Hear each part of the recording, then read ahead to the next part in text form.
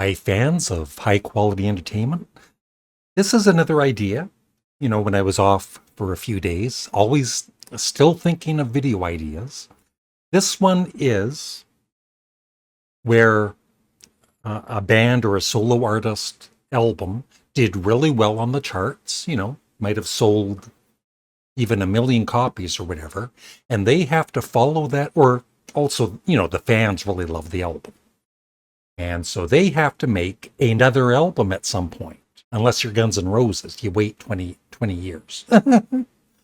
uh, so I've got 20 albums here, and this is also kind of my own personal opinion on the albums. The the uh, the one before probably for the most part sold more copies and is better loved by the fans than the follow-up.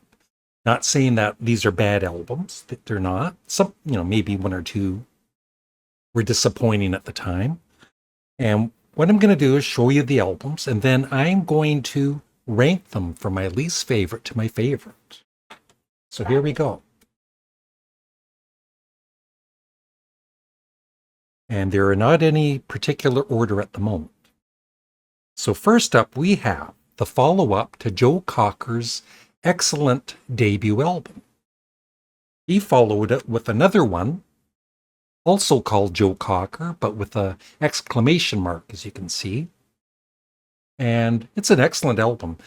I'm not saying it didn't sell as well as the first one. I'm just saying his debut was very popular, and, he has to follow it up with another, hopefully, good selling album, and I think he succeeded this time. So Joe Cocker. Frank Zappa.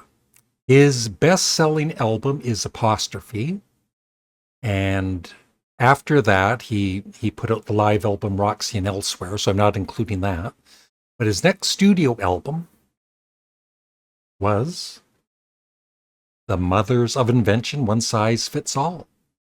And I don't think it went into the top 10 of the charts or anything, but it did sell pretty well, and it's a very good album. Actually, it's the very first Frank Zappa album I ever heard. All right, some bands, when they have a big hit album, I don't know if they're kind of scared to follow it up or not, but it happened with this band. It took, I think, over 3 years for them to follow up the Yes album 90125 with Big Generator, which did not sell as well as the previous album, and it is not as good for me as the previous album. Queen. Most of their albums, sold pretty well, but one of the biggies was A Night at the Opera. That's it, with Bohemian Rhapsody, which you may have heard of. And they had to follow it up, and they did, with A Day at the Races, which I think, well, it didn't sell as many copies, probably a little less loved by most Queen fans than the previous album, but still a very good album. Now, this band, this was the very first album I ever bought by them. And later on, I bought the previous one, which I ended up loving even more than the first one. So this is Uriah Heep's follow-up to their best-selling Demons and Wizards. And The Magician's Birthday, it didn't do quite as well on the charts. And from reading interviews with Ken Hensley and all that, as usual, the record company was kind of, pushing them to release this. But it's still, a very good album. I'll try and rush this a little. I don't want this to be a 2-hour video. All right. The Rolling Stones, they had, their ups and downs throughout the years. And in the 70s, 1978, I believe, they came out strong with an album called Some Girls. And they followed it up with Emotional Rescue, which, once again, it didn't do as well on the charts, I don't believe. It didn't get as strong reviews as some girls, but still, I think this is overrated and it's an excellent album. Another band that took about 3-4 years to follow up a big selling album.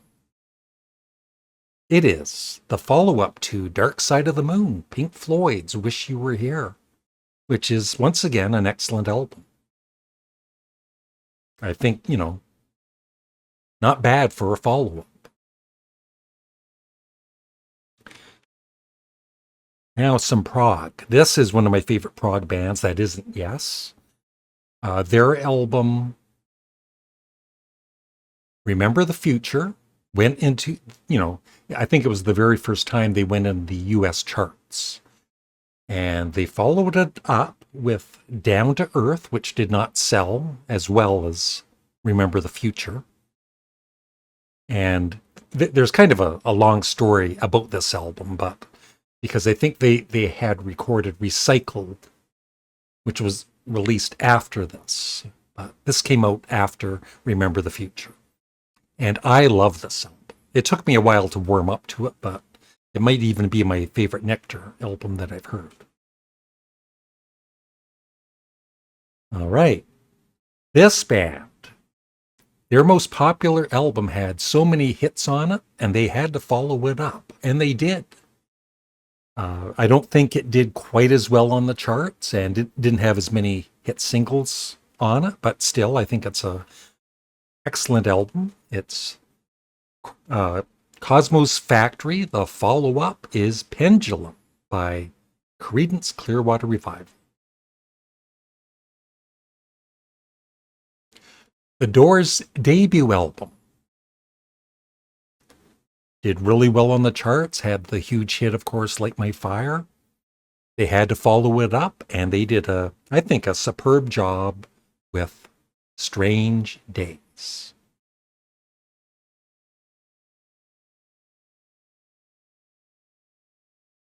And for some of these bands, I could have picked more than one album, that's done well on the charts, and they had to follow it up.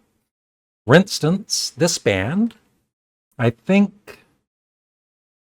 pretty sure for the band, Killer was their best-selling Alice Cooper band album.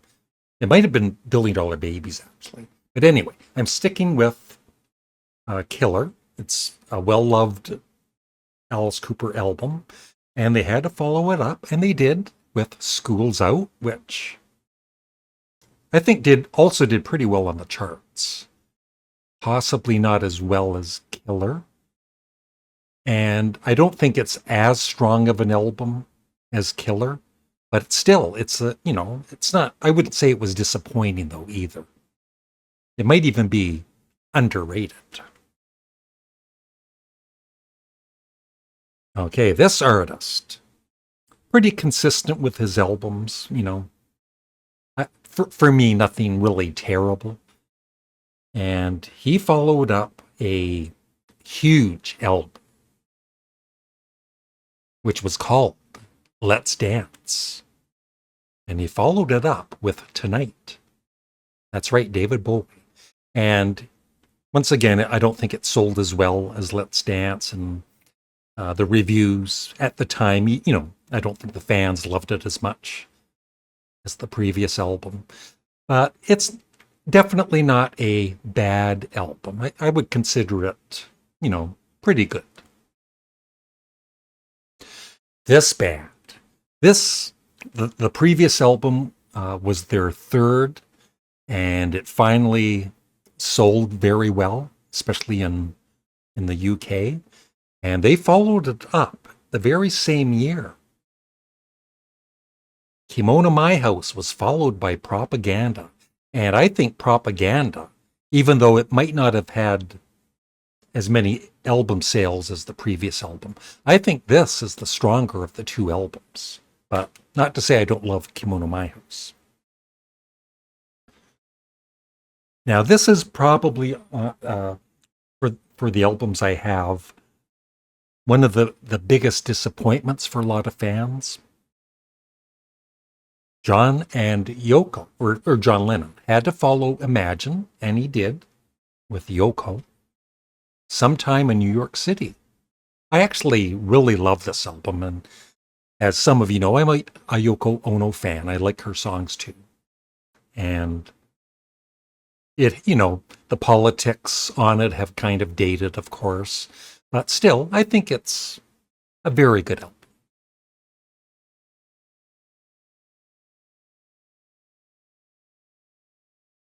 This is a Canadian band, and they had had some hit singles, and then the previous album to this, once again, I don't know if it went to it might have gone to, I know the song did.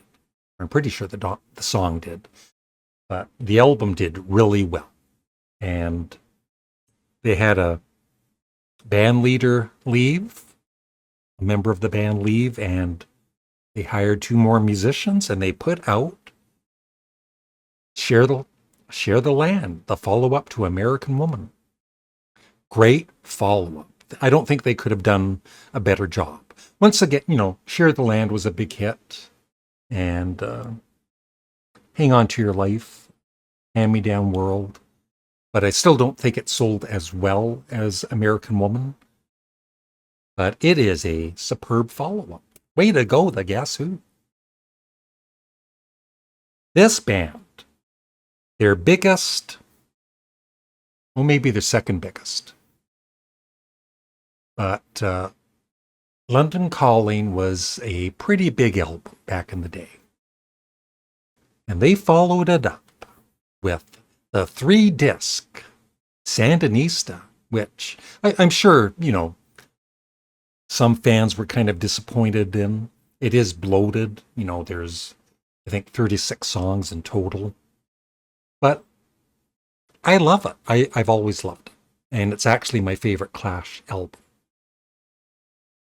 This band, they were kind of known in Europe, doing pretty well in Europe, I believe. And their first album that did really well in Canada and the States, they had to follow it up, and it certainly didn't have the record sales of the previous album, Moontan. I'm talking about Golden Earring with Switch, which I think, of the Golden Earring albums I've heard, it is my favorite. It would be in my top 50 albums of all time. 3 more to go. Yeah, for this band, I could have almost picked any of their albums, but I'm going with Led Zeppelin 4, and they followed it up with Houses of the Holy, which I think most fans probably love pretty close to Led Zeppelin 4, although for me, this is one of my least favorite Led Zeppelin albums. I don't know. I just love 1, 2, 3, and Physical Graffiti a lot more, and 4. Not to say it's a bad album, it certainly isn't. And once again, I don't think it sold quite as much as Led Zeppelin 4, but still a good follow-up. This band, their record sales were always, pretty good, I think. But the previous album to this one did really well on the charts, and they even had a hit single on the radio. And they followed it up, Agents of Fortune, with Blue Oyster Cult's Spectres, which I think is a very underrated album. And once again, I think it had disappointing album sales, but who cares? It's a great album. And last,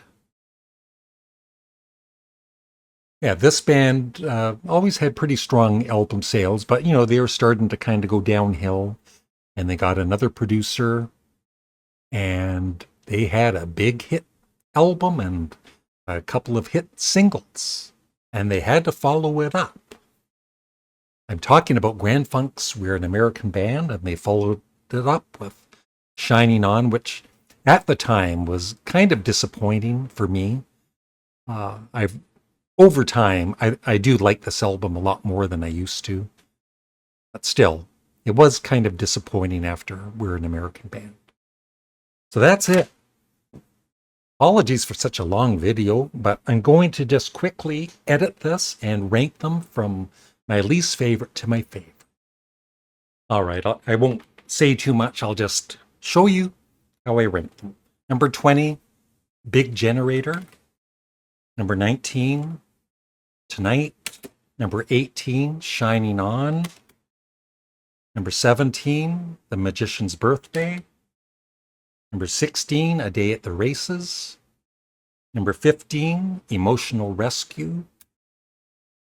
Number 14, Houses of the Holy. Number 13, The Guess Who, Share the Land. Number 12, John and Yoko, Sometime in New York City. That's hard to say.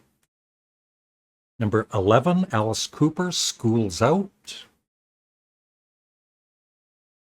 Number 10, Joe Cocker with an exclamation mark. Number 9, The Doors' Strange Days.